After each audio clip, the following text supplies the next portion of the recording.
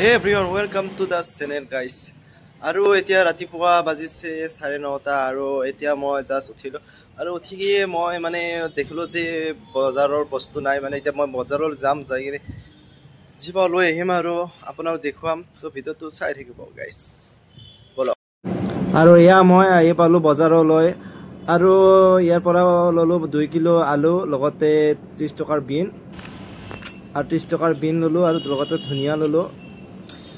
মই বিনটো খাই বহুত ভাল পাওঁ আৰু লগত ভাজি কৰিম লগতে ধনিয়া দিলে আৰু সোৱাদটো বেছি বাঢ়ি যায় সেই ধনিয়া ললো ঠিক আছে বাৰু আৰু এতিয়া যাম কণী আনিবলৈ সো বলক আৰু ইফালে মই আহিলো কণী নিবলৈ আৰু কণীৰ দামো বাঢ়িছে কণীৰ দাম বাঢ়িছে আৰু হ'ব আৰু এক প্লেট হৈ যাব এসপ্তাহ চলি যাব আৰু কাৰণ দিনত এটা ৰাতি এটা আমি খাওঁৱে যায় ঠিক আছে আৰু বজাৰৰ পৰা আহিয়ে ডাইৰেক্ট মই হাতত ৰঙা চাহ একাপ ললো আৰু লগতে অৰিও বিস্কুট ললো আৰু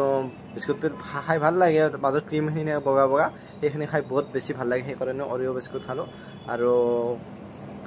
আদা দিয়া চাহ ৰাতিপুৱা আদা দিয়া চাহ খাই ভাল লাগে আৰু যেহেতু ঠাণ্ডা বতৰ এনেকৈ খালো আৰু অলপ মানে চেনিটো কম হৈছে বাকি ঠিকে আছে আৰু চাহ কাপ খাই মই গাড়ীখনৰ ওচৰলৈ আহিলো আৰু গাড়ীখন অলপ ষ্টাৰ্ট দিও কাৰণ মই বেছিকৈ চলোৱা নাযায় যেহেতু মই